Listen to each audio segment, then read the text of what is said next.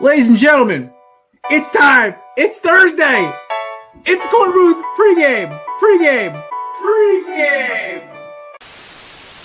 Hey, is this thing on? Hello, testing. No debate, cause it's over. I'm too official, got the drip, I got the sauce. Bring the proof when it's time to tell the truth. I'll be at the corner booth, find me in the corner booth, yeah. Still standing and defiant. Slay the competition, cause I'm walking like a giant. What's up, Twitter world? There's my little OJ. He's got an autographed OJ photo. Has anybody heard the story about the Glizzy guy? He fits today's generation. Oh yeah, speaking of lady basketball players, Lola Bunny, bonkable. Yes or no?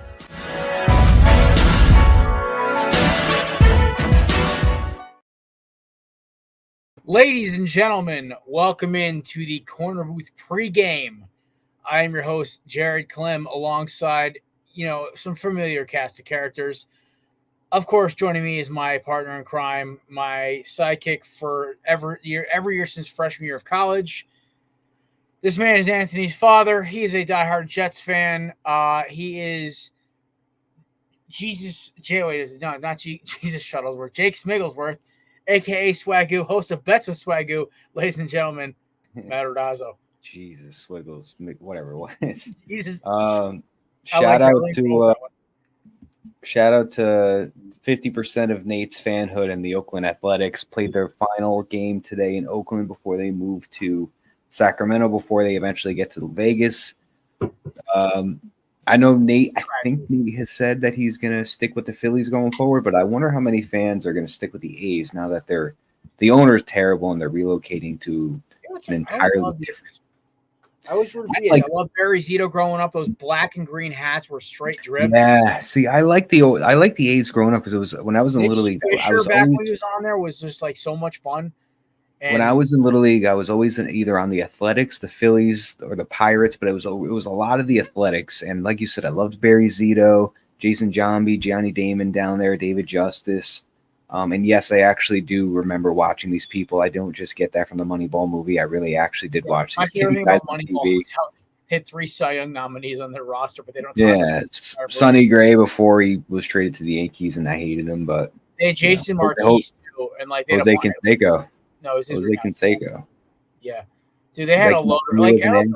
Let's all remember they had a loaded roster that was Hollywooded as hell, but it was still one of the best baseball movies ever. Also has like one of the best climaxes ever with our boy Chris Pratt hitting an absolute nuke as Scott Hatterbury. But they had Chris Davis. They had Chris Davis, who at one time was not the good Chris Davis, but then turned out to be the good Chris Davis because Oreos Chris Davis. Chris Davis or was it just amphetamines? Davis? Yeah, exactly. Rajay Davis, Chris. In honor of our boy Chrissy, who's down for the count today. Poor boy's got a stomach ache and a bad one. I broke out a very interesting IPA. It's called Frighteningly Fresh by Stone Brewing. It says enjoy by 10/31/24, which is Halloween. It is a 9.4% IPA. I am having 2 of these today because it has been one of those days. Tomorrow is going to be one of those days. So, yeah. But I'm only having 2, so I'm coherent through the whole show. Cheers. But also joining us, ladies and gentlemen, is our producer extraordinaire. This man, he's a myth. He's a legend. He's a underdog man. That's not just making a joke about his teams, the Cal Golden Bears or the New York Giants. Ladies and gentlemen, Nate Wynn. Hi, fellas. Man, sad day, man. I almost cried, man. I ain't gonna lie. I was watching the game earlier. Yeah, man, it sucks. Last game at the Coliseum. Wish I could have gone today, but no tickets available. Literally, people were trying to get in at like 6, 7 in the morning. So ain't no way I was gonna get in there. Ironically, the first sellout since like 40,000 plus today. Yeah. Wow. So well, the good news is for of our possibility of having all of our baseball teams except for the A's make the playoffs. Diamondbacks won last night. Zach Gallen threw 11 strikeouts through 6 innings. Not bad. And my boy Pavin Smith, Mr. Where do we find him from? Just hit a 3-run nuke in the 8th inning to kind of seal it. Also, you Phillies fans, your favorite player is back. He's off the IL. Alec Thomas just got recalled this morning. Just in time, huh? Just in time.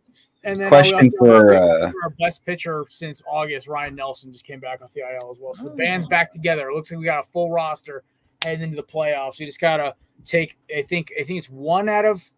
We gotta win at least one game, and the Braves have to lose at least one game and make the playoffs. But the Padres are really just playing for seeding at this point. It's gonna be interesting because we beat them once.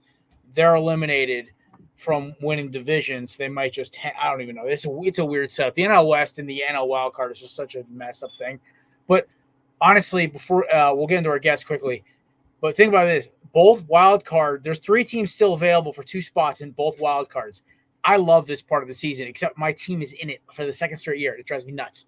But people who don't drive me nuts most of the time, ladies and gentlemen, joining us now is one of the dynamic duo of the High-Low Sports podcast. This gentleman has gotten me so mad I've walked off my own show. He's also one of the only Cowboys fans I respect, and he's got pretty good cleat game as well. Ladies and gentlemen, my boy Kelsey Cohen. What's up, guys? Yeah, I'd rather do this show, by the way, than watch whatever misery is going to happen tonight. Yeah, don't even worry about that, Nate. We're talking about a 3-3 game here going into the 4th, so I'm not expecting much. Oh, come on. You guys are literally the Miami Hurricanes up until this year where you guys just kick crap out of bad team. Yeah. And then Dak's going to throw for 300 yards, no touchdowns. That's just what's Against us? Yeah, he's throwing for 275. Hey, I can throw for 275. 250 Hold on. against you guys. Dude's been throwing for 275 plus 5 out of the last 6, and yet Cowboys still suck. Make it make sense. The Giants are without 2 of their 3 corners, so good luck with that 300 yards, buddy. You know what I mean? Yeah. Right. Yeah, it might be 400. Yeah, Best of luck, Kelsey. It's gonna be a fun game tonight, break baby. a Thursday Night Football record. Quick question going back to baseball real quick. Let's get our other guest in here quick. Joining us, Hunter Renfroe in store, DJ Stewart, former of the Mets, Hunter the doppelganger. Whoa, look at that hat. Okay, you know what? I'm just going to cut you off right there. We're talking about baseball. You guys mentioned the Moneyball A's and did not mention Eric Chavez, arguably the best player on that team. Listen, I was trying to make a point that I didn't get all of those guys just from the movie. I do remember watching them. Eric Chavez, Yankee for 1 year. With Raul Ibanez. Yeah. Miguel Tejada. That was my first ever last sporty event. Wasn't A's Giants game. Who you just talking about? I stepped on my nachos, so now I Ricky hate. Henderson, Coco Crisp. Without Fiscott. Dude, that's stacked. Holy shit. If you're a Yankee fan, at one point do you possibly panic? So we just need to win one more, or if we lose out, we just need the Orioles to lose one more game. But there's 4 left, and they are magically on a 2-game losing streak to the Orioles. And now you have Corbin Burns and Garrett Cole, who the Yankees notoriously don't provide run support. And Garrett Cole can pitch 7-8 innings, and they'll only score 1 run for him. The 2.95 ERA, and is just having a great season. Well, Matt. So now the team doesn't provide a lot of run support. I don't know. When do you start to worry? I would worry if they're about to get swept. Yeah, I would worry about 6 games ago. Yeah. See, I think I'm going to worry if we lose tonight. I will have worry in me because if we lose for some reason, if we lose Friday, we have Skeens on Saturday, and then you got to hope you win Sunday. Oh, you and guys are playing also, the Pirates? Yeah. Oh shit. So you should get 1 win, right? But if you don't win the first one, to get Skeens and what's the name? Nestor Cortez decided, oh, my elbow hurts when the division and the number 1 seeds on the line. Let me go on the IL. Let me have Marcus Stroman just blow that game. We're sending Montgomery back to the freaking bullpen. Let's go, baby. Fat boys back in the bullpen. Yeah, my name since April for Jordan Montgomery's been Fat Boy because he came in. I watched him in the World Series, and everyone knows me. I am a large man. If I'm calling somebody Fat Boy, it's not because of his appearance, but how he operates as an athlete. He looks so out of shape on the damn mound, and I'm like, I watched CeCe Sabathia my entire childhood look like an absolute animal out there, and David Wells, Kurt Schilling, these are some large gentlemen. But Jordan Montgomery looks like he's too big to throw his own body away. Heath Bell, of all people. I'm actually mad at you because you named a bunch of fat guys, but you didn't name the fat guy, Big Sexy. Oh, you didn't name him. Come on. How do you miss? How do you miss big I sexy think when you're you're right, talking Josh. fat pitchers? I know exactly who you said once you said you're upset with me. I was like, oh damn, I forgot. I love when a pitcher is fat and their belly moves in the motion of their That's why I love delivery. Heath Bell as a Diamondback closer. Even though he blew every other save like Paul Sewald, this dude would literally just chuck just straight splitters in the dirt, and his goat would swing with him. It was great. Yeah, and then shout out to the underrated all-time GOAT fat people of all time at baseball. I think it has to be Pablo Sandoval with that belt bursting and that swing. Yes. Mo Vaughn is up there too, but Mo Vaughn's belt. The goat, Big Poppy. Like but he's a DH. Not At least He's Pablo played in the field. Fat. Yeah, Pablo He's played in just the kind of field. like athletic build, big. Yeah. Okay. So I went to go see the Diamondbacks play in person, by the way, and I watched Corbin Carroll stand next to Josh Bell. That was the most hilarious team up I've ever seen. Josh Bell being all like 6'6", almost 280 pounds, and then there's Corbin Carroll who's 5'10", $160. And I'm just watching them sit next to each other, and I'm like, yeah, Helena, they play the same sport. My sister looks at me and she goes, yeah, he's tiny. I'm like, Helena, he's my height. Corbin Carroll's an inch shorter than me. And Josh Bell is like 6'7", 280 pounds. I watched him hit a line drive at Fenway, and I was like, holy crap, this dude slap shots the ball like Serena Williams, and it goes a mile. I feel like this is the point in time we need Aaron Judge, Jose Altuve picture on the screen. Well, yeah, that's one of my favorites too. Yeah. Who's the top Like when they did on the Giants? Who's like 6'11", but did they do a jersey swap? There was one time where I think he wore like a Altuve jersey and it was like skin tight, and then he wore Aaron Judge's jersey and it was just like a dress. Aaron Judge during the All-Star game. Stupid good shape too. Let's also remember that. But yeah, thanks to Kelsey's Giants for making me sweat and lose about an inch off my hairline this week. Look, we're just going for 500, man. Yeah, no, it's freaking Logan Webb and Michael Conforto. Both of them can get jettisoned into the sun. I hate them both so much. I don't hate Yaz because his grandpappy was my dad's favorite player, but dude, I hate Michael Conforto so much. He used to kill us when he was on the Mets, and then I just know every time Logan Webb's on the mound, unless we have Gallon pitching, we're screwed. So most people going up against Logan Webb are screwed until the Giants decide to not give them run support. Yeah, so. I mean, listen, it was 10-0. I mean, I think he was okay. Yeah. Doesn't happen often. Yeah, Brandon Pfaadt had his once every 5 starts getting slugged. Brandon Pfaadt will either strike out 12 dudes and give up 1 run or get killed. There's no in between. Deej, what's your baseball team again? I can't remember. We'll never know. Frozen. We'll never know. Guess we'll never know. I want to say Guardians, but I feel like that's too easy. Yes, it's not Cleveland. Was it the Cardinals? Yeah, it was like the Cardinals. I think we guessed it one one time. I know it was a Midwestern team. I'm like, it's not the Guardians because the only Guardians fans I know are freaking our boys over at Jockstrap, and they're just a different. And the dude from Rockhampton, Jake, who left us a few months ago. But I loved his show too. He's fun. But shout out to those two Goombas that freaking at Jockstrap. I love them both dearly, Matt and Jake. But Matt and Jesus. Is it Matt and Jake? Crap. I had a brain fart for a second. Yeah, it's Matt and Jacob. I'm just. You slept in the same house as these guys. How can you not remember their name? Yeah, I smoked a crap ton of cigars with these boys. So yeah, it's Jacob and Matt. Why did I think it wasn't Jacob for a second? I feel like a horrible human being right now. Jacob, I'm sorry, buddy, because I know he watches the show, so I feel bad now. He does it now. Yeah, no, he stopped responding. I've invited him to come on the show 3 times since. And he's like, "Yeah, man, I can't. We're doing the show tonight. We're gonna do the show this night." That got some of the kids. I'm like, "It's all good, brother. I'm gonna keep inviting you until you tell me leave me alone." Or in the case of Mike Burlon, I'll fire off a Hail Mary round once every 6 months, and he'll say yes, and then I'll cancel last minute. But it's okay. I love Mikey B anyway. D, so if you remembered you were a Cardinals fan. Correct. Yeah, and no help to use me frozen. He did warn me beforehand, folks. DJ said his Wi-Fi was going to be a little spotty tonight. It was going to have the consistency of, I would say, any running back on the Houston Texans, not named Joe Mixon. Ooh, Todd Gurley's knees. He's out. Todd Gurley's knees. Jeez. Nice cut, Matt. Thank you. Yeah. Trying to grow the stash out. Ah. Kind Are you of. gonna get some Yeah, wax? Maddie, we gotta do the wax, man. Come on. I'm not opposed. I'll say it's starting to get a little thicker over there, so you gotta start turning it up. If Turn it anybody up can and pull twist. off that look and not look like a tool, it is you. Nice. Yeah, I'll take the Long Island firefighter, like you said. That's fine. I respect it. The Jets are coming back. I can't stop thinking. Oh yeah, about Bill Burr. He's like, they're gonna come back. Who bets on the Jets? They're gonna come back. Yeah, They you never know what come the worst back. part is? I watched that movie after I got a parlay burned by the Jets. I was like, son of a. Why does he look like the Hulk? Hold on. What was that? What was that? It's a book. Out of the read darkness. I can't read it. Thank you. I got you. My Thank you. fault. Oh, okay.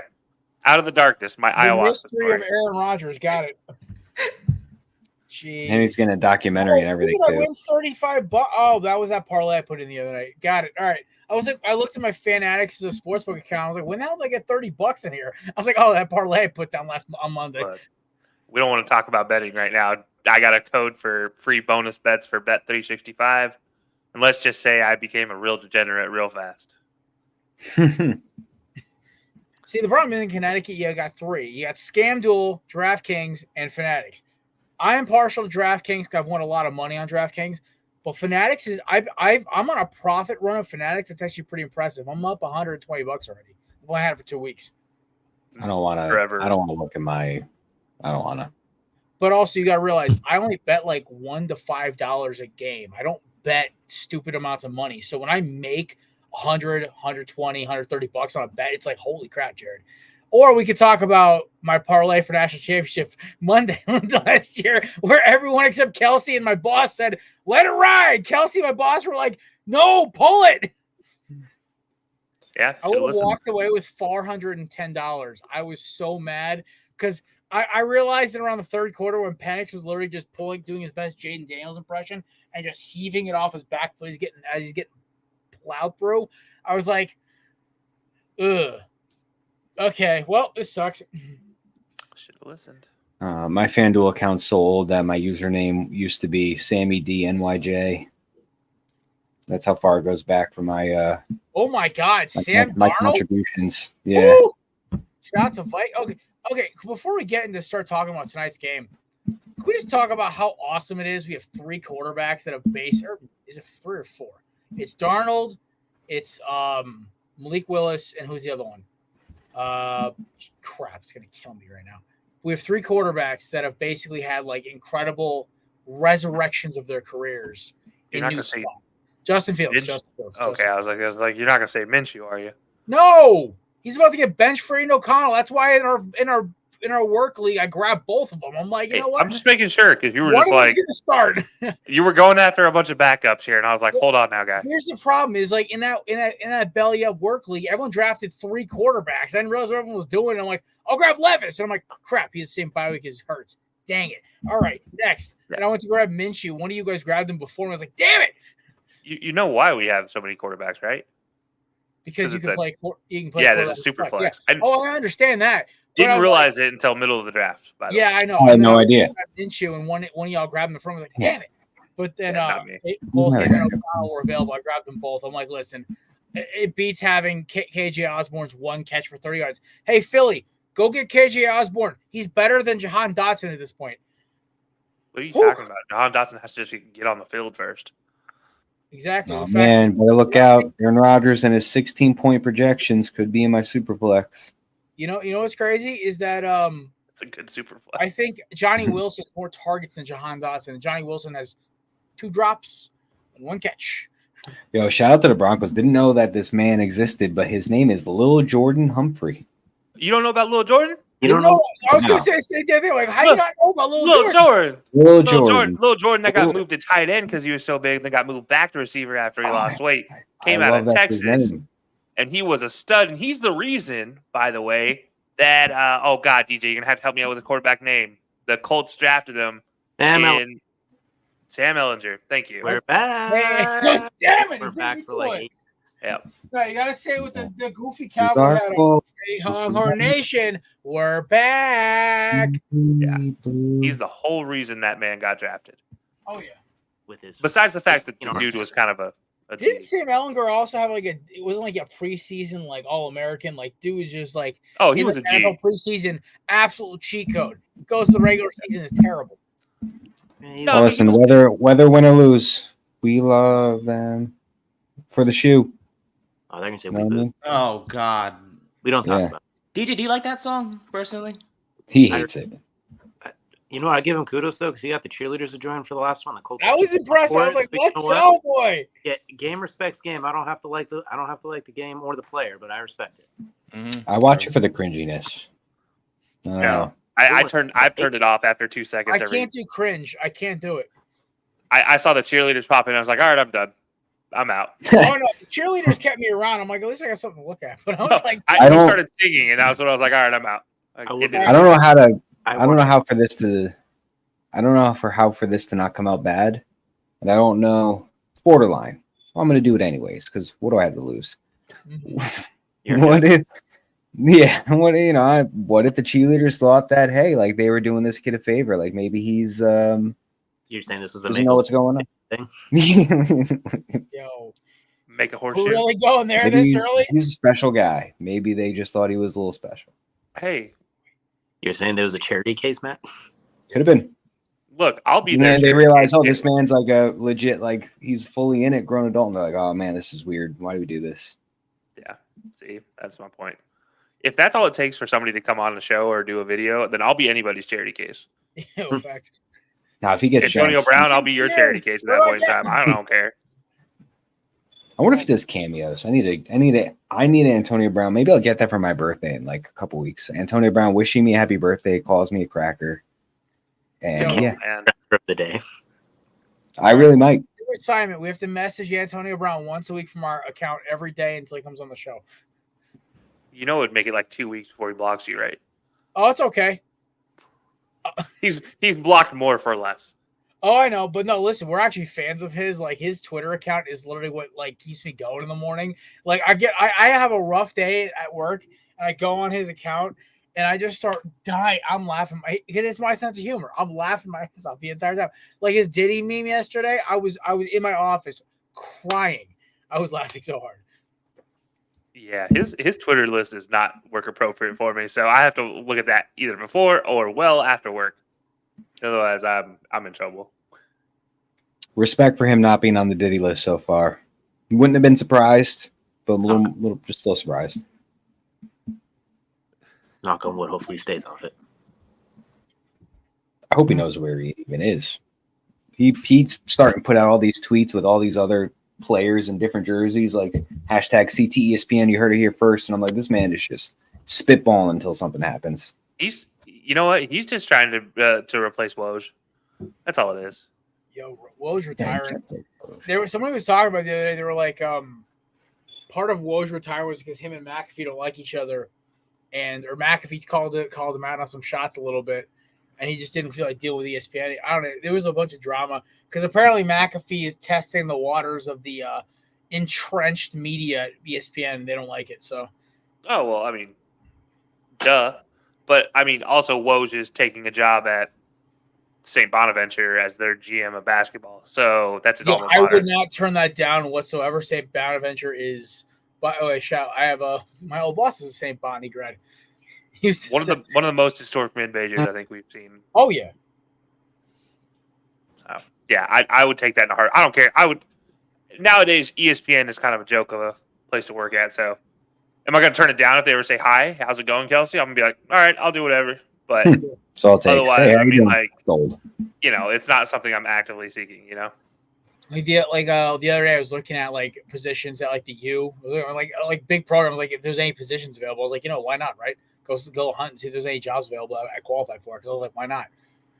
I would happily go live in live around Coral Gables. I tried hard getting into Southern, and just they don't hire for anything. Oh well, yeah, it's a Connecticut school that is basically underfunded, and they spent it on a stupid library that nobody used enough. Oh, and a science building that is literally their worst department in their entire education plan. Yeah, I'm sure Neff Hall is still the worst hall ever. While they got all these new Neff, baby. They got a new that police building that used to be like right there next to like the sports management thing. It's like a huge business like thing I now. thought the business center was over by the theater. No, this is brand new building. It's like right when you take a left on Farnham, like you're going towards the parking lot where Con Hall is. It's serious? They put a new building. It's huge. Like it must be a business school because they have all of this like stock market stats going on around the They school. must have moved the school, but they must have put something else in the school business. Yeah, it's I had one class in that building. It was weird. It was odd being in that building, but yeah, and it's it looks nice though. All right, I'm done talking about our crappy Division II school. All right, so gentlemen, we got Thursday night football tonight. Nate's Giants up against Kelsey's Cowboys. He just pipes in and drops out. It's like literally Korner Booth whack-a-mole. I love it. It's like yo-yos. Just hopefully the string doesn't break. Oh my god, it's so freaking funny. All right, We can do it. You can. We can win. Not this week. I love your confidence, bud. I hope you're right because I got $25 on the Giants. So Really? I put. No? What do you think I am, dumb? No, of course not. You're one of the smartest guys ever. It's just I know. I'm just kidding.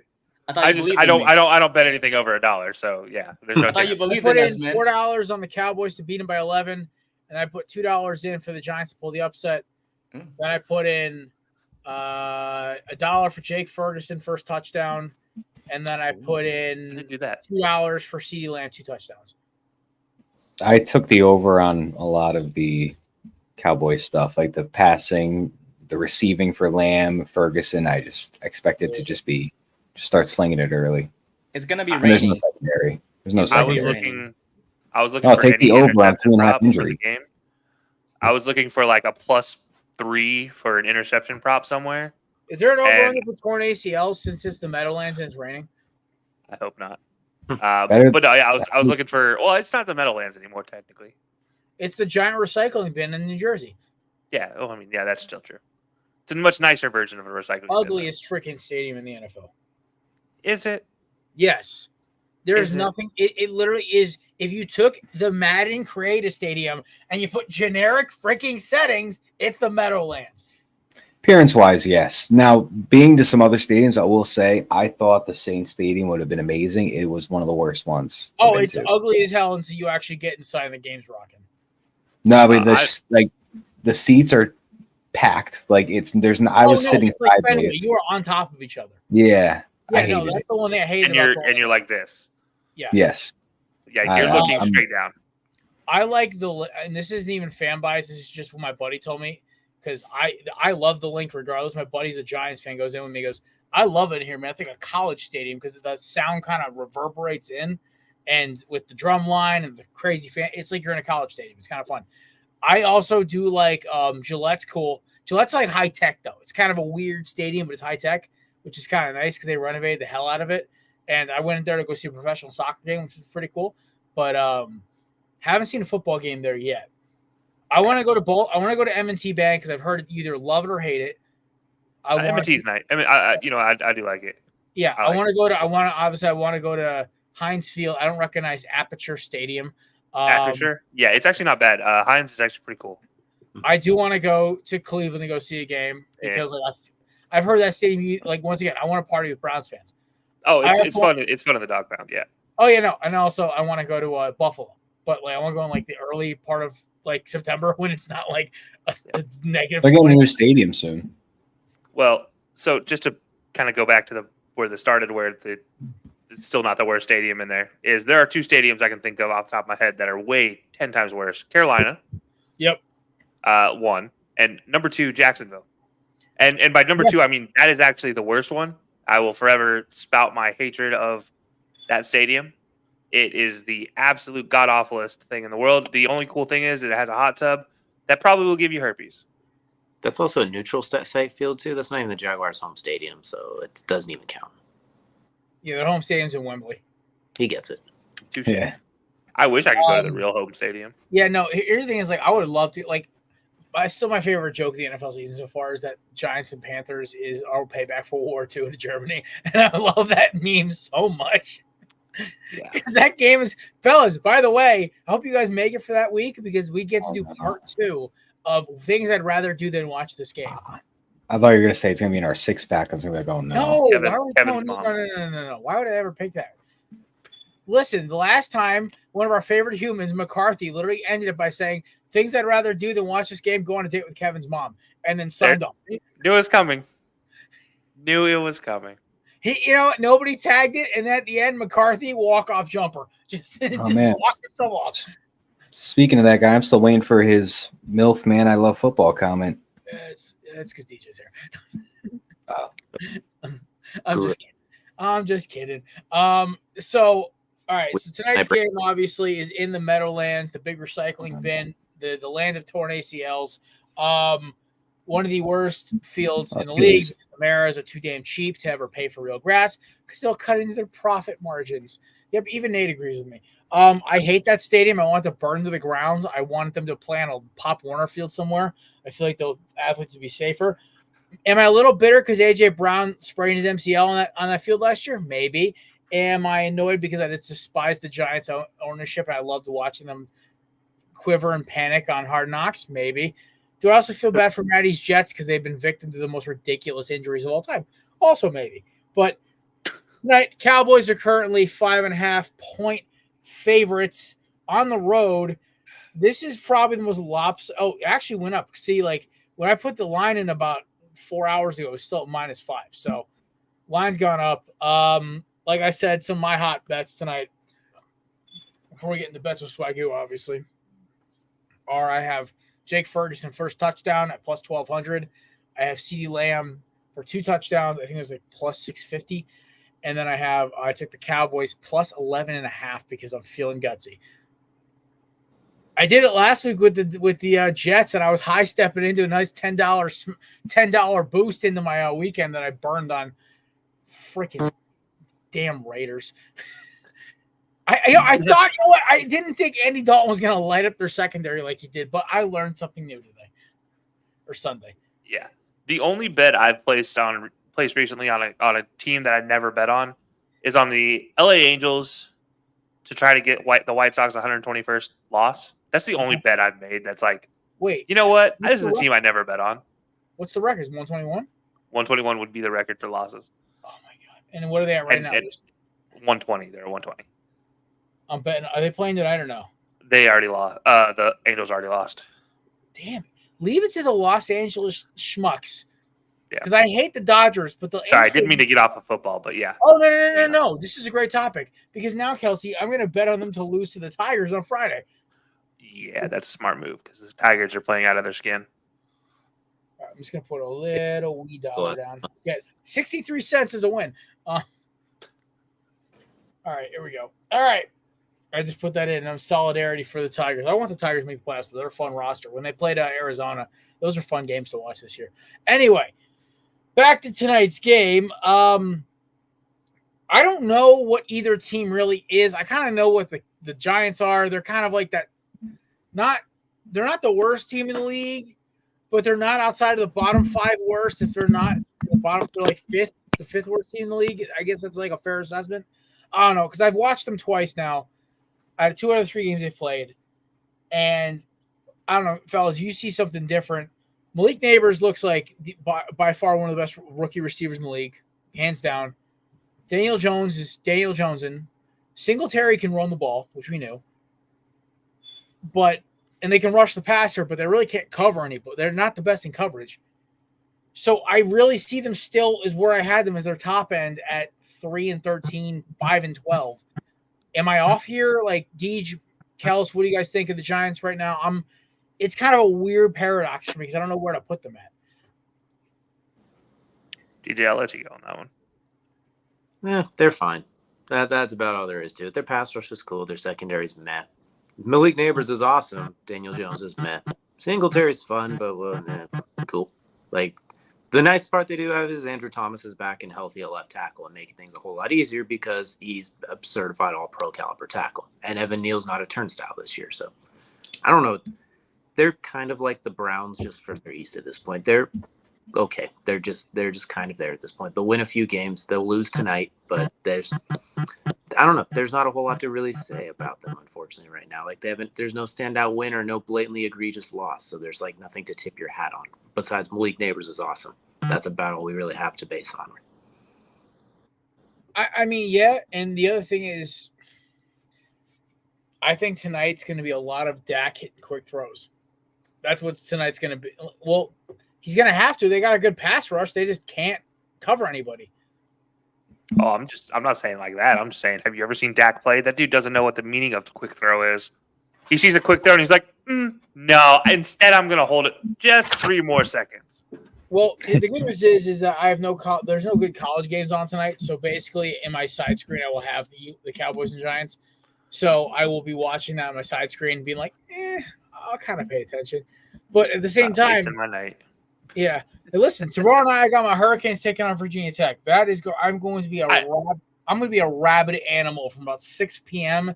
until about midnight. So I actually have a bone to pick about that game being on a Friday night, but I'll get to that in a second. Oh, I also have a bone to pick with the fact that neither team is doing alternate jerseys for that game, by the way, which they always do. It's always been tradition. Yeah. They always do alternate jerseys. But Miami's terrified of doing it since 2019. They did the first blackout jersey. Yeah, they got smashed. And they got smoked. So ever since then, Miami's never done alternate jerseys against Virginia Tech on a night game. Yeah, but no, before I get into that college side of things, let's go back to this game real fast. And, I do think Malik Neighbors is really good. As the only person in this room, yes, Nate, I'm talking to you specifically, that took Malik Neighbors, despite Nate saying, I'm going to take Malik Neighbors. And I gave you every opportunity to take Malik Neighbors, and you didn't take Malik Neighbors. Because I'm scared. Whenever I pick somebody, if they suck. I'm just saying, you had every opportunity. You didn't take them, and now I'm getting to reap the benefits in our league with all of us in there. And I said, thank you. You're welcome. You should have taken him. As a Giants fan, you should have taken him. Anyways, God bless you.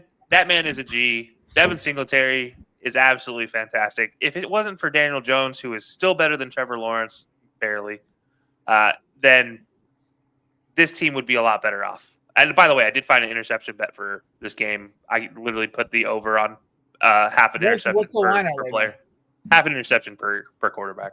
Can you do like combined for like? Yep, I parlayed them. But yeah, total turnovers, because I feel like it's kind of like you got to cover your bases here. Exactly, but no, it's it's one of those things. You look at this game and it's going to be messy. It's going to be sloppy. The Cowboys have no run game. It's going to be raining. Honestly, I wasn't joking earlier when I did say the Giants are who I think is going to win. I do really think this is the game they're going to win. So yeah, Nate, you can put a shocked face on it. It's okay. Oh, we are Giants. We're gonna win tonight, baby. What the hell was that? We're gonna win today, bro. But let's not forget though that you're still a franchise. That your gift to your season ticket holders last year for the final game was a medium drink that you couldn't even get a refill on in just a regular cup. Yeah, that was my favorite joke. No, and sorry, and moldy popcorn. Well, hey, look, Mara has a lot of things to fix, man. Field, including his general manager, because Joe Shane's a weenie. Okay, though. He did leave produce my Kate guy Mara. alone. Oh, I'm sorry. He let Saquon walk, and my boy's leading the league in rushing right now. Let me flex on y'all for a second. You're right. Yeah. Congratulations. He's the only reason we beat the damn Saints. Let's be honest. I'm glad he's doing well over there, man. It's fine. We have Singletary. We're doing just good. I'm not glad he's doing well. No. I'm just saying, like, for money purposes, like, it's not that bad. Similar stats. No, not even close. Stop it. I tried. Okay. Nate, I'm sorry. As a fellow NFC East person, let me tell you, I'm pissed off that Saquon Barkley went to an NFC East team, and especially the Eagles, and especially he's doing well. Like, come on, Giants do better. He wanted to be in New York. It's like Derrick Henry to Dallas. Like, come on, what are you guys doing? Fair. It's all good, man. I'll stick with what we got, brother. We got Malik, and I mean, honestly, for tonight, with the weather and everything, and as much as I'm shocked about it, Dallas's run defense, as you know, Kelsey, has not been the best this year. So far this year, worst. Swiss cheese. So hey, that's being mean to Swiss cheese. If we're gonna win tonight, it's definitely gonna be on Singletary to carry the load. So hopefully And it's gonna be rainy too. So the last time we played you guys in the rain was in week 1, and we know what happened. That we got blown out. Like I said, is there an over/under for injuries because of the turf? As long as Diggs makes it out of this week healthy, I'm okay. Yeah, seriously, I feel bad for Trayvon Diggs because he's actually a good corner and really hard to. It sucked watching him get hurt last year, and that's somebody who hates the Cowboys. And I was like, I saw him get hurt last year. I was like, damn, that freaking blows, man. Like, I feel bad for the dude. Also, his kid's adorable, so I mean that too. Let's also go back in the tapes here and remember that less than a year ago, probably actually about a year ago, I was still shitting on him for how bad he played against the pass, despite leading the league in interceptions. And now here I am saying he's the best player on the Cowboys team. That says a lot about their defense. That also says a lot about that team in general. Yeah, okay. So, I mean, I had the point. I don't know if you guys saw my rant on Monday's show, but I literally said I didn't understand how I couldn't, the Cowboys defense made no sense to me. The Ravens defense basically quit at halftime. You guys almost came back. It almost saved my parlay for the day. I was like, oh, we're coming back. And then I'm sitting in a Popeyes parking lot on the way home from vacation, watching the game on my phone. I never thought, I am pulling for the Cowboys to win this. What has happened to me? The moment you said you were pulling for the Cowboys in a Popeyes parking lot was all I needed to hear to think of. Might be the most miserable story I've ever heard. I had the day off the next day. My sister and me were driving back from vacation, and I was just like, I want a fried chicken sandwich, and I do not feel like paying too much for it. She goes, and I'm like, would you be up for Popeye? She goes, yes. We found one right by our work, and we just pulled in, grabbed sandwich and Cajun fries, drove off. And Maddie knows Popeyes has been my go-to hangover beater since college. Yeah, that was his entire fast food draft was all Popeyes pretty much. Yeah. I am Louisiana fast, baby. That ain't good. Hey, listen, Popeye, there's 3 fast food restaurants I can count on to never give me stomach problems. Taco Bell, Popeyes, and Wendy's. What do you get at Taco Bell? I get the steak Crunchwrap Supreme with shredded cheese and nacho cheese. So I take out the 2 biggest contributors, the nacho cheese sauce and the ground beef. And then I get usually some kind of taco or burrito that usually has the chicken or the steak in it. I'll pay the extra $1 to not have to find a bathroom. This dude goes to Taco Bell and gets healthy food. Who does that? When I go to the Bell, I'm immediately I'm going to hate myself after this, and I'm okay with this experience. I make my own pork carnitas. I don't need to have it in a crappy tortilla shell. Give me. First of all, don't get pork from Taco Bell. Never. Second of all, I do that too, but that doesn't stop me from going to the Bell once a month. Listen, I love Taco Bell. It's my favorite go-to thing when I was in Manhattan visiting with my friends, and we walked out of this bar. It was 3 o'clock in the morning. And I'm hungry. So I'm like, what the F is open? She's like, you want to Taco Bell.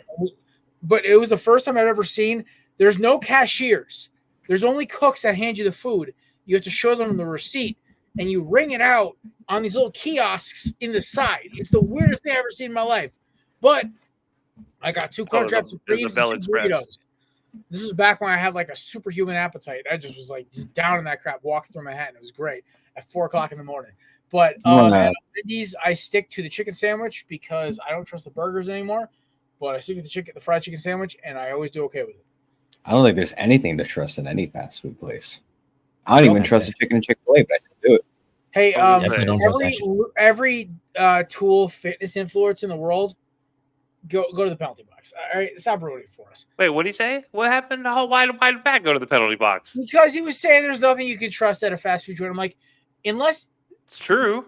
No, I don't go to fast food and expect to be healthy. I go to fast food and I'm I want to hate myself more today. Make it to your destination by having to find a rest stop. Shout out to my trip back from Ohio. Kelsey was on the phone when that happened. Now, I'm not gonna lie, this could be I could be a standalone here, but one of my guilty go-to fast food places when I could find one. Usually it's only at a rest stop, but Panda Express. I love Panda Express. I make that stuff. My auntie makes that stuff. Wait, hold on. Do you make it or does your auntie make it? Because you said 2 things. I work there twice a week. Dang. That is awesome. Can I get some orange chicken, sir? Of course you can. Call me up on Tuesdays and Thursdays. Can I get All some right. General? It's Can I get some Thursday. General Tso's, please? Oh shit! It is Thursday. I'm gonna get a bigger plate with orange chicken and I was off broccoli Maybe- today. beef. I was Thank off you. today. I was off today. I would just like some rice and a bunch of the Mongolian beef. Oh, you like that stuff? Oh. Not anymore. Not when you say it like that. I was in the Yeah, I was like, Mongolian never beef. mind. Yeah. Take it back. So you did the can't trust Mongolian everything beef at fast food places. Mongolian beef with General Tso's is my go-to. He's like, you think it's Mongolian beef? It's really the rear It's of a goat or Mongolian something. meow? It's really it's the Springfield, Ohio specialty. Yo. Sorry, Brew. Well, I mean, The I dog got is not goat pouting in the for corner. free. That He joke doesn't have only to have landed that for joke some. either. Yeah, All right. I let my dog out of the room after that Let's one. just pick this damn game. We're already 45 minutes in. All right. I'm taking the Cowboys big here. Give me plus like 11. Deej? Cowboys win and they cover. They beat the NFC East. That's what they do. Maddie. Yeah, this is going to be a field day for the Cowboys. So I'm going to take the Cowboys money line and the spread and the over on everything. All righty, Kels. It's a win-win for me. I'm picking the Giants to win. Yes! Either I win money or my team wins and they beat the Giants. Good things either way. All right, money there line on or the the spread? dog. What do you got for me? Money line. Give me the Cowboys. It's gonna happen, man. I know it. Deep down in my heart, I hope it doesn't. Me and Matt's brain just broke. But I know- Honestly, I mean, in the Giants' defense, they should be 2-1, but as the Jets jet, the Giants will giant, and they didn't have an emergency kicker when they knew Graham Gano was hurt. And they should be 2-1 right now, to be honest with you. the Cowboys have won 13 of the past 14 matchups. It's gonna be 14 out of the past 15 after tonight. Also, ain't Daniel Jones Oh, 1-6 on Thursday Night Football? Yeah, no primetime wins. Maybe it's tonight, but probably not. That Dallas defense will turn it up. He's the new Kirk Thuggins. All right, here we go. We'll put some Yay. respect on Kirko's name now. All right, Daniel Two Chains. this TNF part of this TNF preview is presented by the amazing people at Outlaw Brewing. Yes, I'm trying to get a free sponsorship here. I've DM'd them. I'm trying to get them. It is the best low-calorie lager on the market. 105 calories, only 2 grams of carbohydrates. Amazing taste and not too much and not too filling. I blasted through a case of these on vacation and was honestly felt okay. Never got too messed up. Solid beer, and I actually lost weight on vacation, by the way. Scary thing to say, but and Matt knows how much I love to drink on the vineyard. Either way, check them out. Outlaw Brewing out of Colorado, and also have the sickest logo on the planet. Check them out. Outlaw Brewing. Outlaw Brewing, you will lose weight on vacation, or Jared gives you your money back, guaranteed. I was gonna say they outlaw calories, but all right, that's fine too. Nice. I like that too. Listen, I'm trying to shameless plug until they give us a promo code or a rebate code or something. Or just a free 6-pack for Jared. Free case. Come on, let's be real here. You'll take a 6-pack. Let's not get I ourselves. would. I'd take a free 24-ounce Take a tall free boy. can. Yeah, right. All right, Chrissy, Texas. I didn't pick a can with beer, just a actually, can. I'll say they might just give you a more solid can, so when you're pointing at it this many times, you're not gonna Okay. leave it dead anymore. you need like a tall boy. Listen, I will say this, and this is not me plugging it at all. Connecticut is one of the most expensive states to buy alcohol in. A 24-pack will run you $18 here. Okay. Of what? Yeah.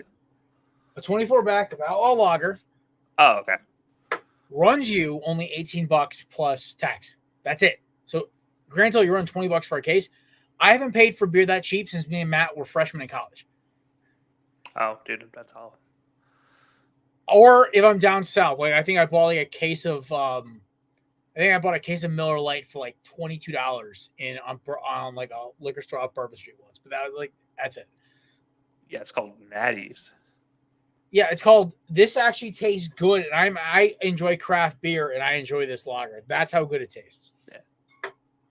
And if you respect Literally. Yeah. If you respect yourself, not, you know what I'm trying to say. I don't know. If you don't respect yourself that much, And just get a Pabst Blue Ribbon for the same price, but you get 6 extra cans. Oh, I had the Pabst what is it, extra or whatever it is? It's like the 6.5%. I don't good. know why I couldn't get that out in the right way. Have you guys? I'm Do happy you that- guys remember the Pabst Extra Big Pack or whatever it was for the Yo, Christmas last 99 year? cans. Yeah. Oh my god. Oh, man. All right. By the way, Bets with Swagoo is presented by the amazing people at Candidate CBD. Promo code BLIGHT20 for 20% off your purchase.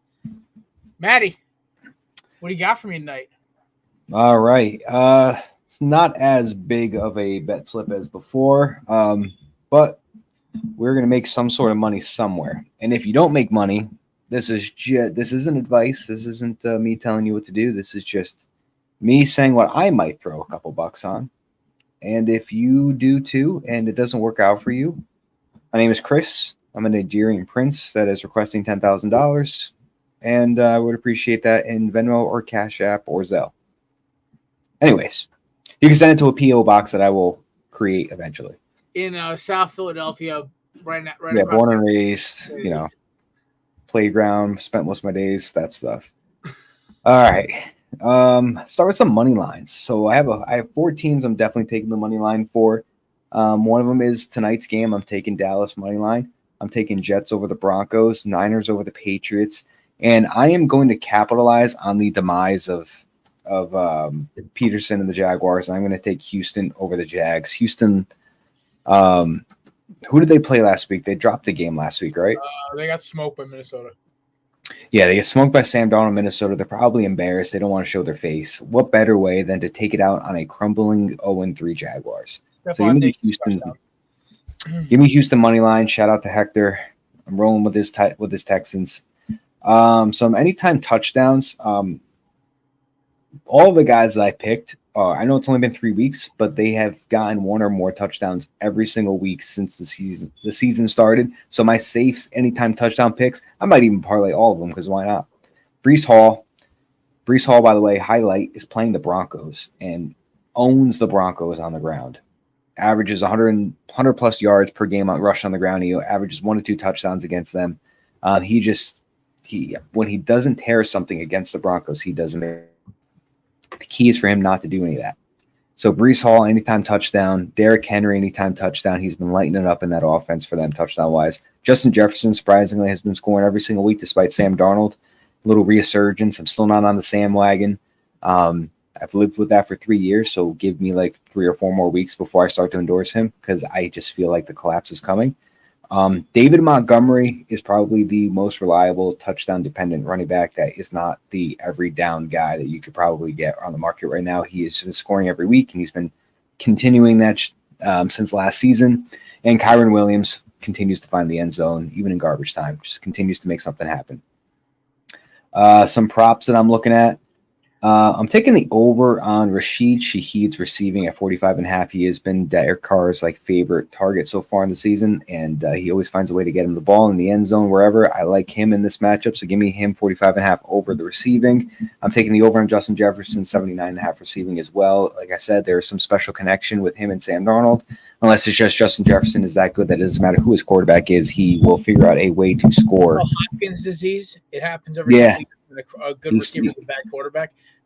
He either will get you 60 yards and a touchdown, or he might get you 100 and something yards, and maybe that's about it. But he still figures out a way to make something happen. So I'm taking the over on his receiving, taking the over on Breece Hall's rushing of 69.5. Like I mentioned before, he's had 2 career games against Broncos, and he has close to 250 yards in total against them on the ground. So I'm definitely taking over 69.5. And my last one, Jaden Reed over 48.5 receiving. Jordan Love's coming back, and that has been his favorite target so far. So I'm going to take the over on his receiving as well. And then my last thing I have a little same game parlay right here. I'm doing the Cowboys for this week, Mr. Kelsey. I'm highlighting your team. I don't usually take money lines or spreads and parlays because that can always ruin everything. However, I'm pretty confident in this game that the Cowboys are going to cover and win. So I'm taking both the money line and the spread. I'm also taking over Dak's 59.5 line passing. I'm taking Dak 2+ touchdowns. The over on Ferguson's 40.5 receiving, and I'm taking CD 5+ touchdown. 5+ receptions. My bad. That'd be wild. I'd be the betting god if I said take 5+ touchdowns and that man hit. Anyways, my reasoning for taking so many overs with Dak, he's had 14 career games versus the Giants. Besides being 13 of 14, he's got 3,694 career passing yards against them with 27 touchdowns. So I am I am going to hammer the over on all of that because he just seems to have their number. So that is my parlay, my props, my touchdowns, my money line. Again, if I'm batting a 174 average, don't be mad at me. I'm not a professional. I'm not telling you what to do. There might be days where I just have an Aaron Judge week, and there's going to be days where I have an Andrew Benintendi week. Remember, not gambling. Aaron Judge week. Yeah, not gambling advice. Not telling you what to do. Just saying the stupid things that I would do, and if you want to tail that, feel free to be stupid with me, Mr. Kelsey. Question.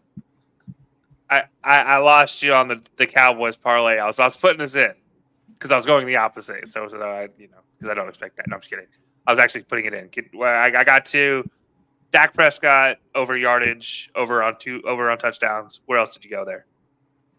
Besides the money line and the spread, the -5.5 spread and the money line, I took CD 5+ receptions and the over on Ferguson's receiving. Okay. All right. Thank you. He's going to be my test dummy for the week. We'll see if I make somebody money. I mean, it's not going to hurt. So that's probably $1. Again, win-win situation here, guys. It's about that time. It's time for the six pack presented by Candidates. Actually, no, this week they did. But is presented by our friends over at SeatGeek. Promo code Belly of Sports. $20 off your first purchase at checkout. All right, we're starting off Oklahoma State, Kansas State. Two teams that have burned me already this year. So, to kick it off, our boy Chrissy from Beyond the Grave took K-State. Kels, I defer to you for a lot of college advice here. How are you feeling about this game?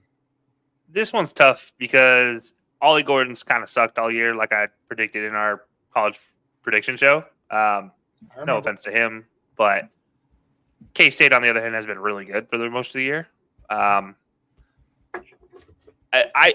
lost every bet I've taken against Kansas State, so I'm going to say Kansas State's the pick here for a small upset, if anything. But it's money line has spread money line are on their side, but looking at rankings wise, it might be a small upset. So for me, I would pick K-State here. All right, Matthew. Which means pick Oklahoma State.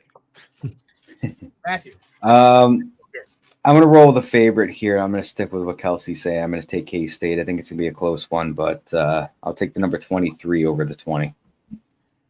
Ain't no love in Oklahoma, especially for any team that has to play an SEC team, but in this case, it's a Big 12 team. I'm going to take Kansas State here. They play well at home. And like both of you said, they're the more consistent roster. So give me K-State.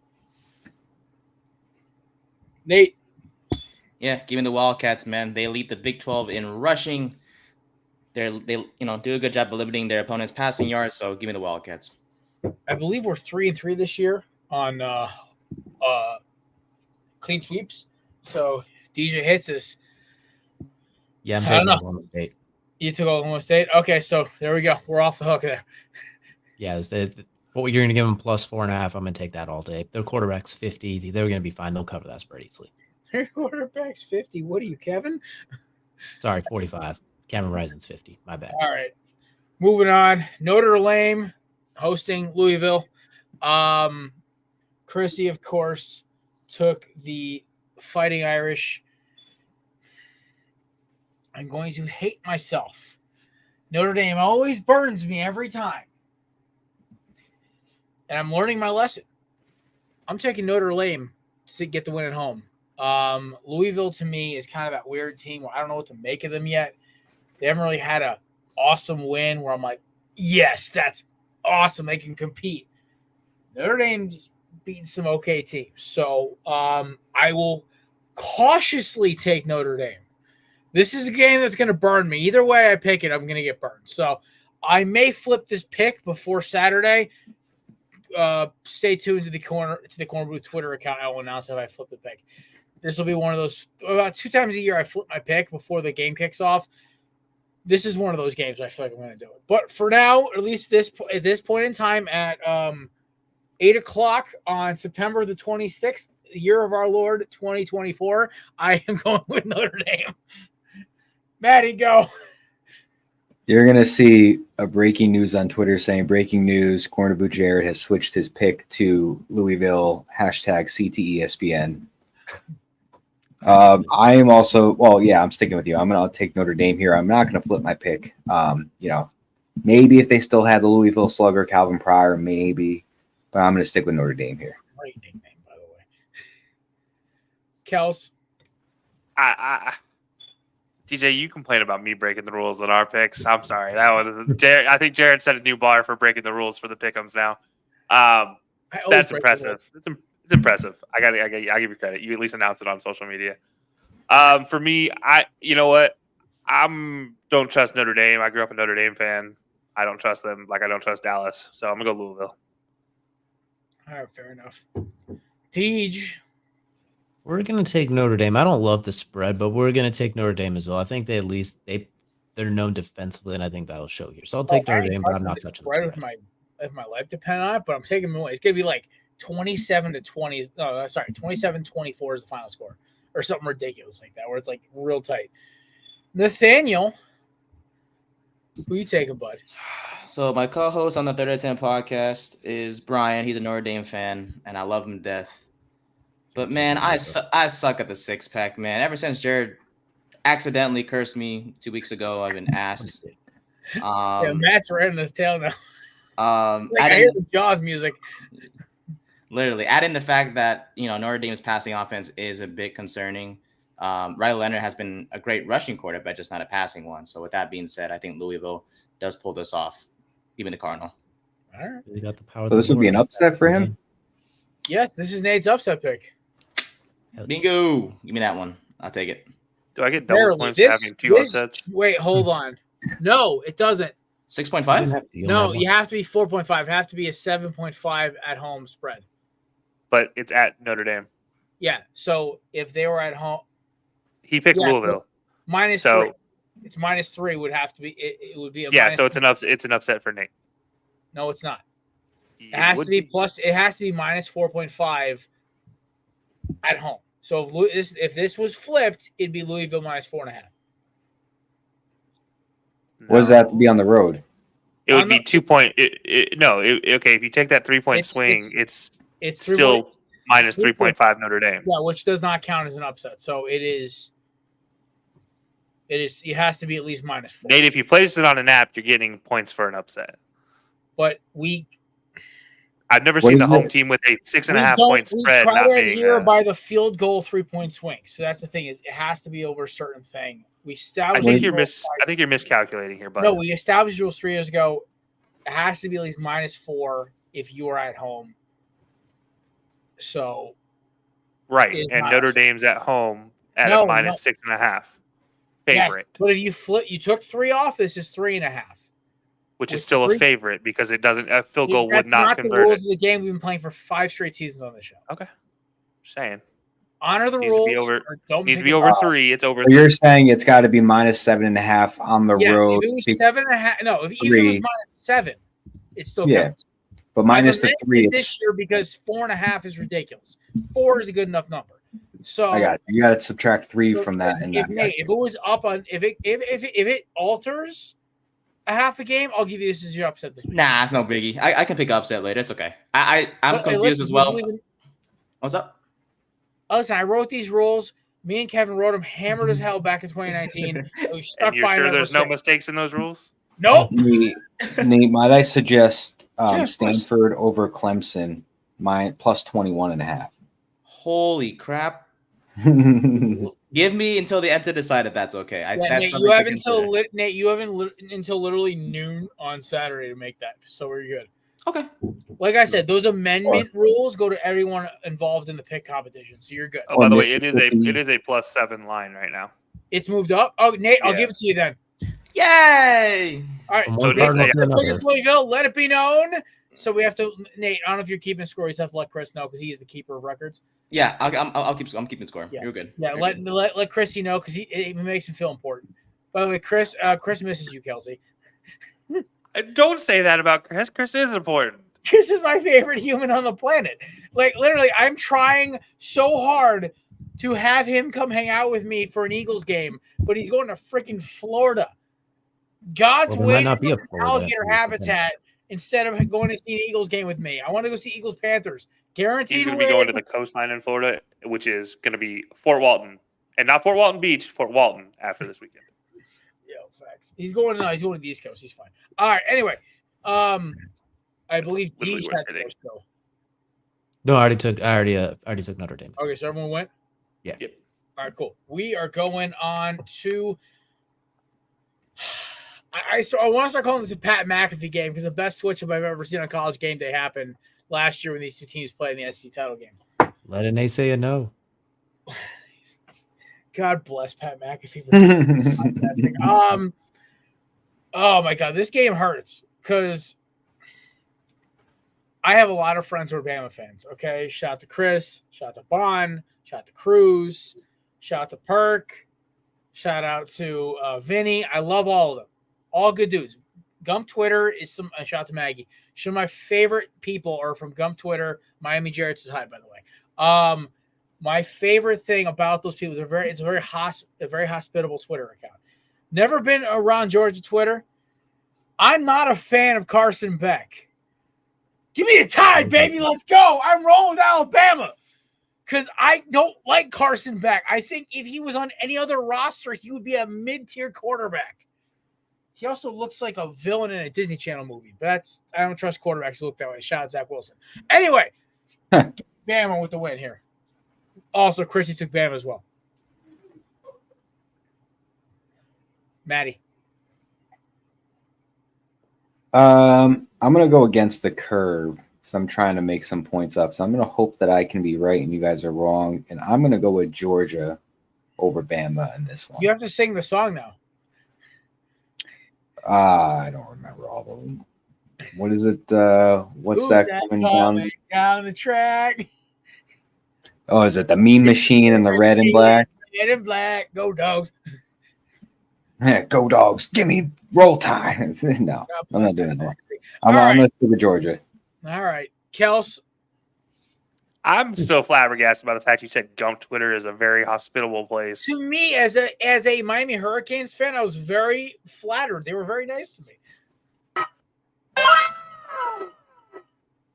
That's how I feel about that. Just a big wow. You're also an Auburn fan, okay, Kelsey? You should have known. That's like me walking in the Cowboys. I'm literally picking between the uncle that hits me and the other uncle that hits me in this game, and so I don't know who I want to win, but I tell you, it's neither one of these teams. He wants a tie. Well, I'm going for whatever causes the most chaos, so that's going to be a Bama win. I don't like Carson Beck. Everybody understands that by now. I've spoken my piece about Carson Beck. You put him on Colorado. Colorado's a winless team. Take Shadir, put him on Georgia. Georgia's undefeated, and it's not even close. So, yeah, give me Bama. Jalen Milroe is much better quarterback than Beck here. Who do you dislike the most, Carson Beck or Angel Hernandez? Angel Hernandez. Everyone hates Angel Hernandez. I hate Angel Hernandez. I can say hate with that one with a strong I hate Angel Hernandez more than the Dallas Cowboys, the Florida State Seminoles, and the Los Angeles Dodgers. Angel Hernandez is the one thing that can unite every sports fan. Yes. It does not matter who you root for. Like, I have talked to a Dodgers fan, and we both started kvetching about Angel Hernandez. If you ever want to win a political race, just say the other person is Angel Hernandez and you win.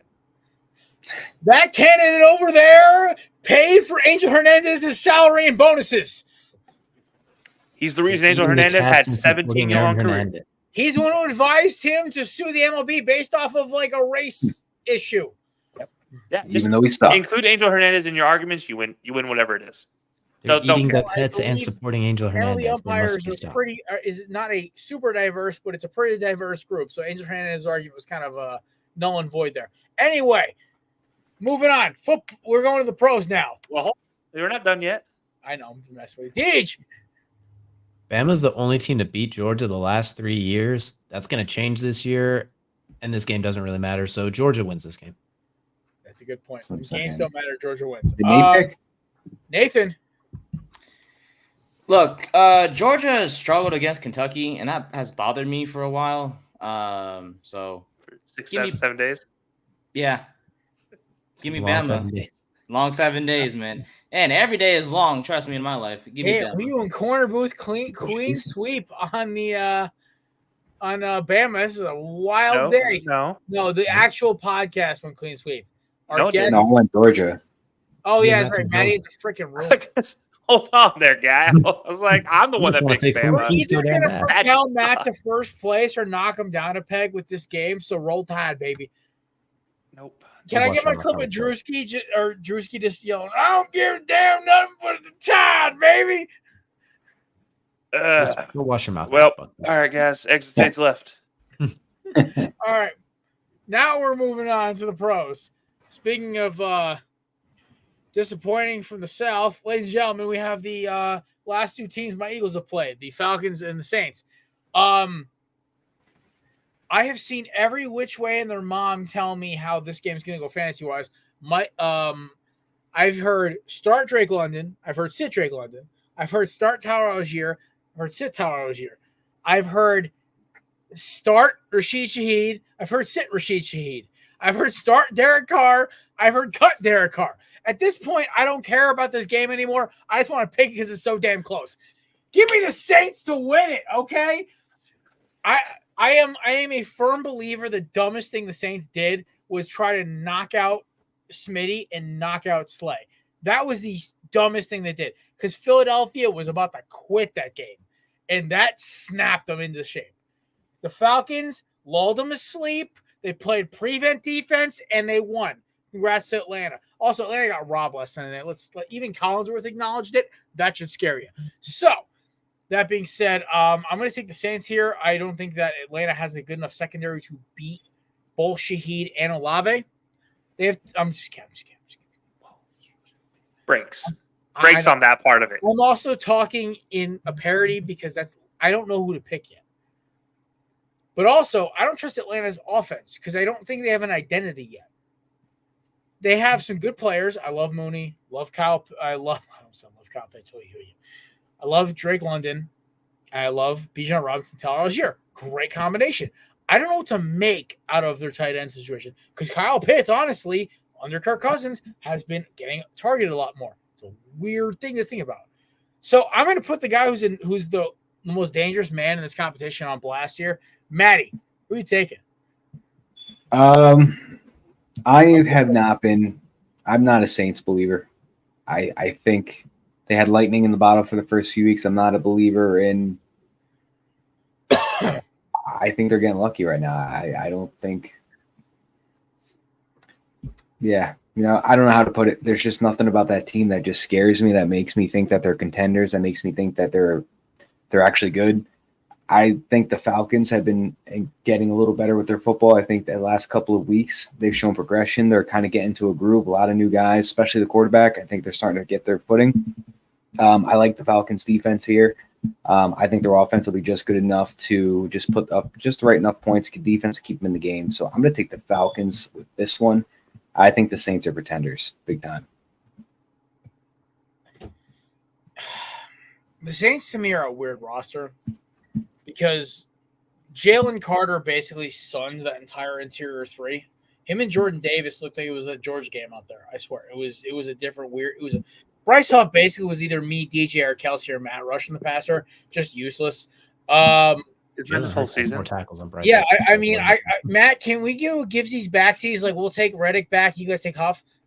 I mean, I'm fine with that. I mean, he'll be good. He will. I'm still puzzled by. I'm crapping on Bryce Huff. Oh, by the way, fun fact: Jalen Hurts has more tackles this year than Bryce Huff. I still just didn't see this coming. Yes, it's a real stat. No, I'm saying GJ said that like 3 minutes ago, and you were just like, "Oh yeah, by the way, copy paste." I did not hear it was my own. That's my bad. Like verbatim, word for word. It's like if we were in school, the plagiarism would be 10 out of 10. Yeah, it was like, "Oh, and by the way," which it's like, "Oh, and by the way," it's like, hold on. Oh, I didn't even hear that. I am so sorry, but yes, that is a real stat. But yes, Bryce Huff stinks this year. Accurate. Oh yeah, Jalen Hurts, all pro linebacker. Got it. He's still having a better year than Hassan Reddick, though. Oh, by like what? 2 tackles? Yeah. No, seriously, Bryce Huff has 0 tackles this year. Oh, sorry, by 2 assists. He shows up. Yeah. He has 2 assists and tackles. One. He's got perfect attendance. I will give us this, like Howie for whiffing on Bryce Huff, nailed it with Saquon and really nailed it with Zach Bond. Bryce Huff's terrible. Anyway, I'm gonna go with the Falcons as well. So is Chrissy. Wait, didn't you already pick the Saints? I never actually officially picked. I'm going with the Falcons here. I'm going with the team that beat my team. And also, I think this game is going to take the over. I think this game's actually pretty high scoring. I feel like you're going to have a lot of interceptions, a lot of fast touchdowns. And it's going to come down to whoever can control clock in the fourth quarter. And that's the Atlanta Falcons. You saw the Saints only had the lead off of a field goal, Nick Sirianni's bad decision-making, and a Chris Olave touchdown. That's it. Falcons can control clock with Algier and Robinson. So give me the Falcons to win the game and close it out. Also, Falcons have a better edge rusher, Matthew Judon. Nate. Is Derek Carr really back? Mike Evans quarterback? Probably not, but it's okay. You made him look like he was what he was supposed to be. I will say that. Have a couple Saints. That was Jalen Carter. I had some Saints. Baby Rhino, baby. I had some Saints guys who were on my who were on me for the first 2 weeks. Like, oh, you picked against the Saints on your podcast. Yeah. Well, that's obviously why. Don't come at me, bro. I hate the Saints more than I hate the Cowboys at this point. More like the Aints. Give me the Falcons. Goddamn right. We're going clean sweep for the Korner Booth. All right, Kels. Yeah, I need to go back to your initial commentary on Atlanta. That really just bothers me still. The bad secondary thing. Sir, I forgot about their there safety. is Justin Simmons and Jesse Bates in that secondary. I forgot about their safety in 30 seconds. I don't even need to go to the corners. I just stop at the safeties when I see the two best safeties currently in the league on the same secondary. No, like, come on. I forgot they added both of them for a second. I'm human. Every team that we support could have added these guys and gotten 10 times better this offseason. Reminding me. Okay, trust me. I'm human. My safety leads the NFL in tackles. Quit reminding me. Yeah. By the way, if you get a chance to pull up their headshots, it actually is kind of creepy. One is a lighter version of the other. It's very eerily creepy. So, but anyways, the TikTok in Madden. By the way, somebody put that up. It was very funny. Yeah. So hilarious fact. I love both the safeties. For that reason, and the fact I will forever hate New Orleans. Same. Yeah, going with the Falcons. Deej, finishes strong. We're all on the Saints, is what I'm hearing. That means we are all on the Saints because the Falcons are going to win. They will cover the 3-point spread. Atlanta's good, and Drake London has been coming on strong the last 6 or so quarters. They're moving him all over the place. So take Atlanta. They'll cover. I know it's a 1.5 spread. I'm saying if it was up to 3, I would take Atlanta. I would take it if it's up to 7. I think Atlanta's actually good. Their only weakness is Kirk Cousins can't do a damn quarterback sneak on 4th and inches. They should anything Michael Penix. Is that Kirk Cousins can't perform in prime time unless it's against my Eagles, apparently, without AJ Brown. Hey, now. Yeah. Don't forget, Matthew Judon finally has the sleeves to match his team's jersey, which means he's going to excel. Technically, it did match him in New England. It was just secondary. It did technically match. And he was dominant there. Speaking of Matthew Judon, we're going to go to his old team. Actually, I'm just kidding. We're going to go to the team that New Orleans lost, and Atlanta beat. We're going with the Philadelphia Eagles taking on the Buccaneers in Tampa. Philly, as of right now, is a 2.5-point favorite on the road. You guys know where I'm going. I'm wearing the Zach Bryan Eagles shirt right now. I'm going Philadelphia. I don't care who's receiving the ball. We have the best running back on the field. The Tampa Bay's problem is they don't know who the running back is. I keep seeing more and more videos and tape about how Bucky Irving is going to be the starter because Rachaad White can't find he's almost as bad a runner as DeAndre Swift, which is really bad that he was our running back last year. I digress. Don't forget, I told you. Anyways. Did tell me, I will give you credit for that. DeAndre Swift has the running back vision of Ray Charles, but it's okay. He's Trent Richardson, just less fat. Yeah, he's a better receiving back than Trent Richardson. Well, yeah, I'm saying like vision-wise. By the way, shout to Joel over at Pick a Side Pod. He broke down film on if you haven't seen it, go check it out. He broke down film on the TikTok of DeAndre Swift missing wide open running lanes. I was sitting there on my lunch break in the parking lot laughing hysterically because I watched him miss 3 wide open touchdowns last week against the Colts. DJ, your Colts literally left running lanes that were so big I could have driven my Silverado through them. And what did DeAndre Swift do? He ran into DJ Moore. Oh my God! Why do you think we don't pick the Colts defense for anything? I digress. the Eagles receiving core could be Paris Campbell, Jahan Dotson, and Johnny Wilson, or it could be adding A.J. Brown. I don't care. The Eagles defense showed last week they want to fight. Jalen Carter woke up, and so did Jordan Davis. Give me the Eagles. It's going to be close, though. The Bucks might cover. I'm not kidding. This might be a 1-point game, but give me the Philadelphia Eagles. They want payback for the playoff game. So give me Philly. On the road. So did Chris, by the way. So, Maddie. I was curious what Nate's was making that face for. Malik just burnt whoever number 25 is. Is that Bland? No, Deron Bland is out for the season. Calm down there, buddy. No, he's out for the season. He messed up his ankles. He might be the only person here for injuries. To do it.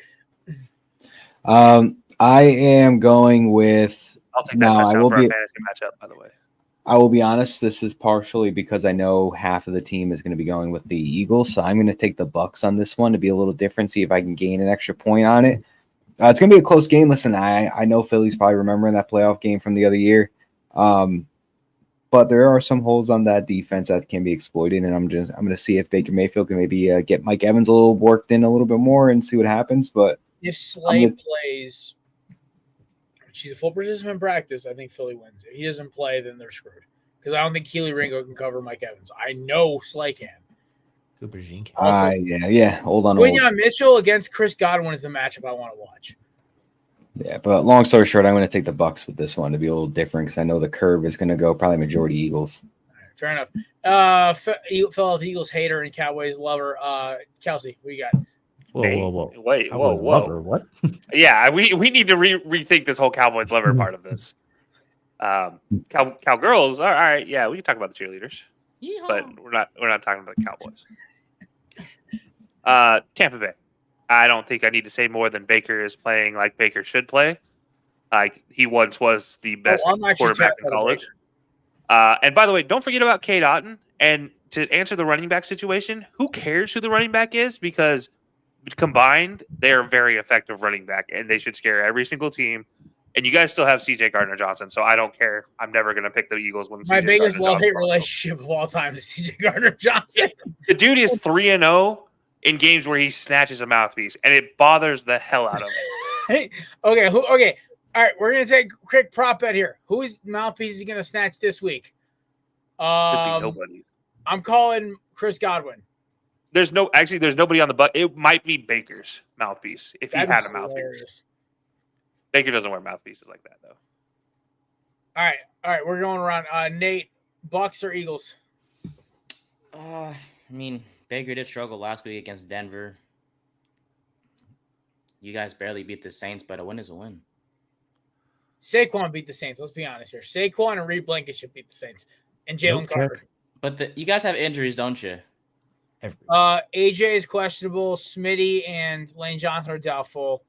Oh, man. Mekhi Becton's playing. With Joe Tryon-Shnoika on the other side of that, by the way. It's okay. I believe in Big Fred. Do you? Screw it, man. I think Philly will pull. It's gonna be ugly as heck, but Philly. We got Nate's blessing. We're good. All right, we're winning. Deej. So all their Eagles receivers are broken, but all of Tampa Bay's secondary is broken. So those two are just going to cancel each other out at this point. I don't know if Vita Vea is playing.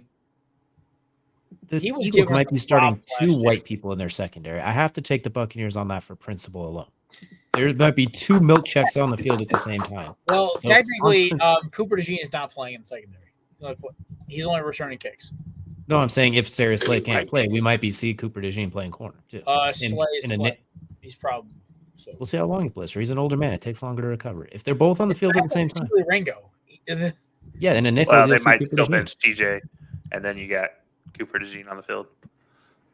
Or they might bench. DeJean plays for Chauncey Gardner-Johnson, then I'll take the Eagles. But in the meantime, we're going to take the Bucks. I think they'll manage to squeak away, and they have to hold off the Falcons now, chasing them from behind. So they'll squeak out a close one. We're not touching the spread. Oh, that spread's awful.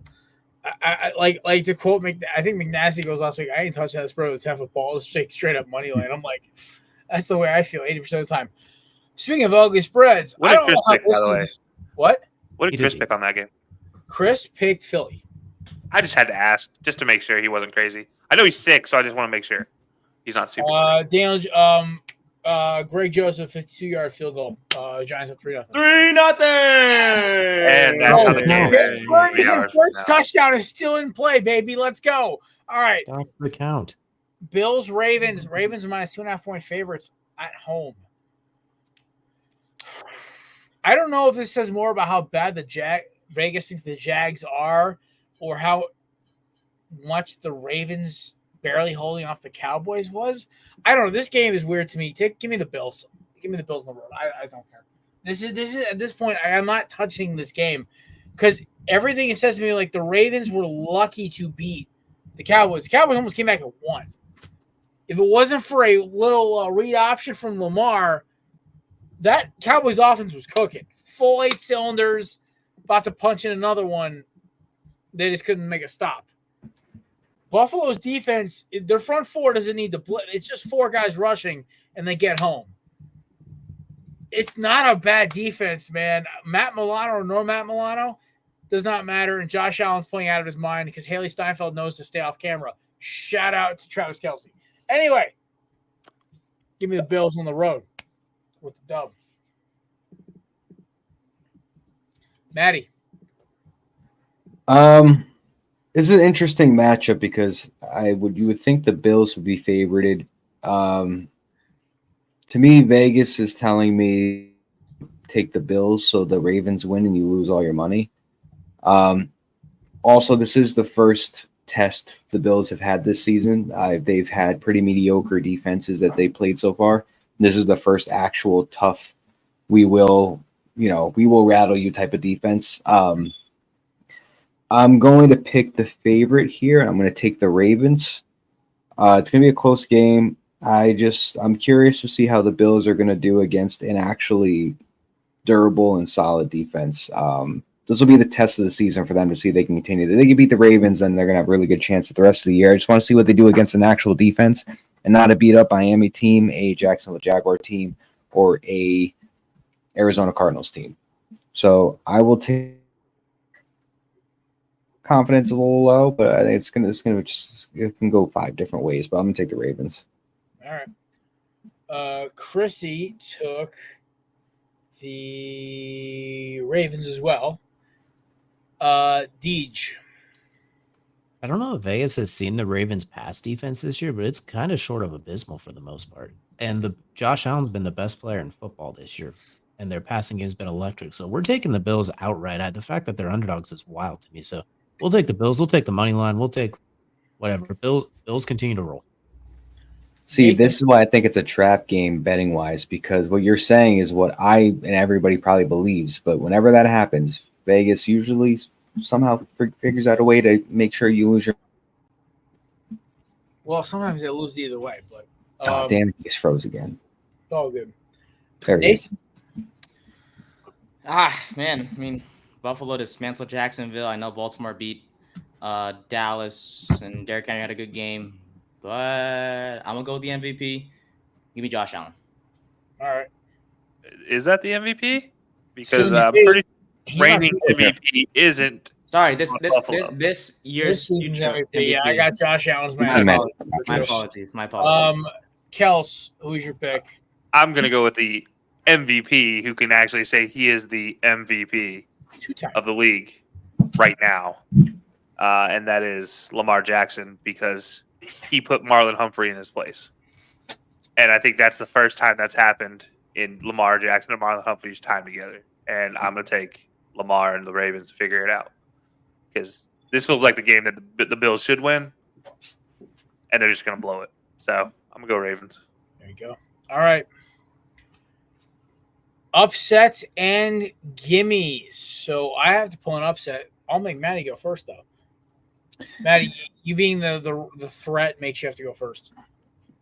I almost took a NFL upset, but then I realized how well has an NFL gimme or an upset ever worked for me in my career of doing this podcast the last almost 3 seasons, and I'm not doing that. I was going to take Chargers over Chiefs, and I'm not going to do that because Chargers usually play pretty hard against them, but I'm not going to do that. I'm going to stick with college because that is what usually gets me the best bang for my buck. I'm going to take the plus 7.5 on the road, Arizona over Utah.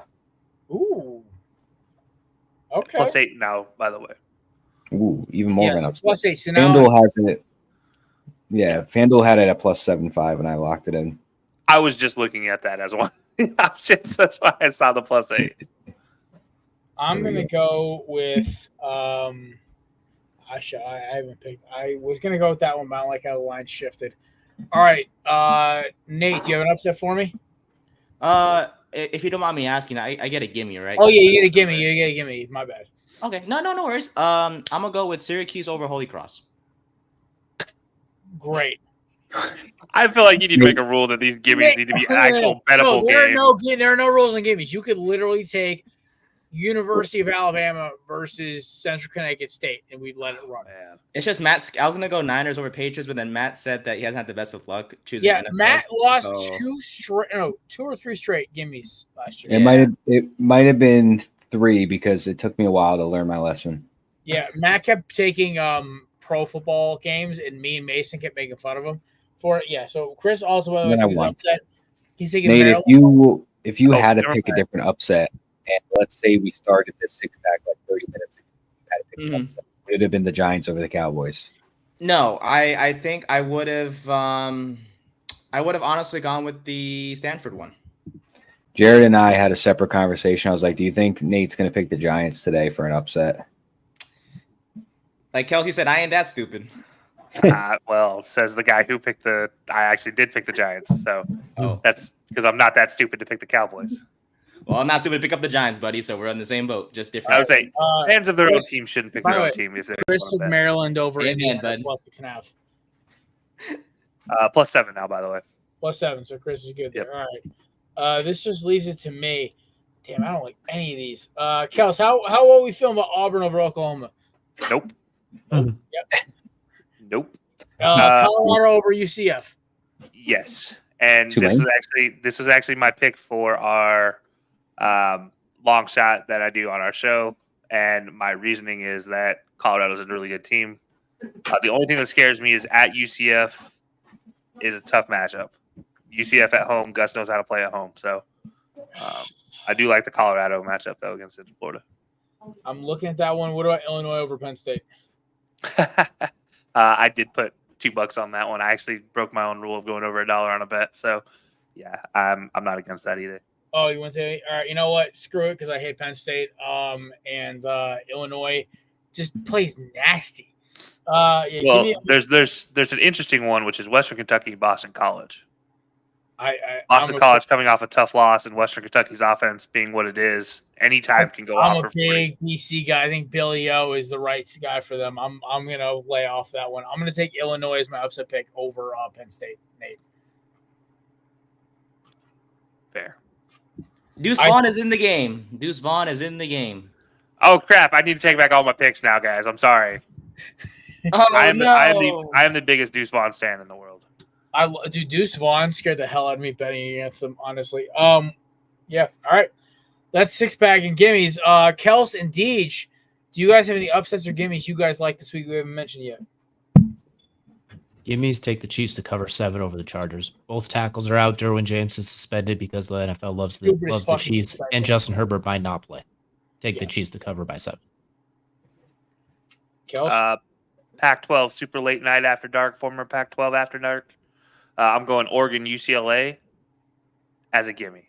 I'm going to say Oregon easily covers. Yeah, I think UCLA to me looked like really shaky last week. They barely survived Hawaii earlier in the season. I love that pick. Do you have any upsets you like? I mean, we already talked about 2 you liked. Yeah, there's a couple. I mean, obviously the Penn State Illinois one is a really interesting one for me. Obviously tonight's game being one. I do like Nate's Stanford Clemson pick. I think that's underrated. Houston, Iowa State, though. Wait, is it in Clemson or is it in Stanford? In Clemson. Yeah, no. Clemson's going to stomp them.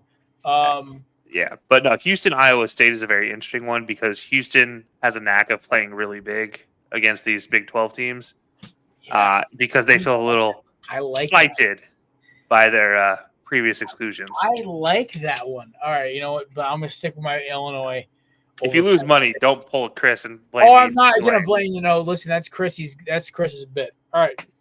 Ladies and gentlemen, that has been the Korner Booth pregame Thursday, September 26th. Obviously, a quick announcement. Our Halloween show will actually be October 31st this year. So me, Nate, Chris, and Matt for the six-pack picks will be in costume. So all of our guests will be expected to be in costume.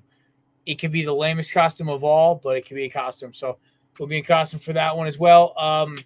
Be live Monday for episode 300 of the Korner Booth podcast. So 300 damn episodes. We made it. But yeah, other than that, folks, we appreciate you stopping by.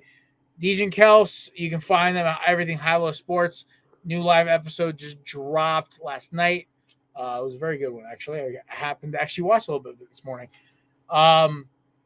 You can catch Nate and Everything 3rd and 10 as well. And, of course, me, him, Maddie, and Chris are Everything's Korner Booth. We have a new show, obviously, on Monday. And live shows on Thursday. Just chuck the mobile battery we got from our experience at Canton. Because apparently I have the hands of Jalen Hurts when the game is not on the line. Ladies and gentlemen, I am Jared. That's Matthew, Nathan, and the boys from High Low Sports. Shout out to boy Chrissy fighting the good fight and trying to beat a stomach bug. We're praying for you, brother. We will see you guys on Monday live on YouTube, and follow up in the recording will be live on iTunes Tuesday at midnight. Either way, anyway, it doesn't matter. That being said, folks, have a good weekend. Peace.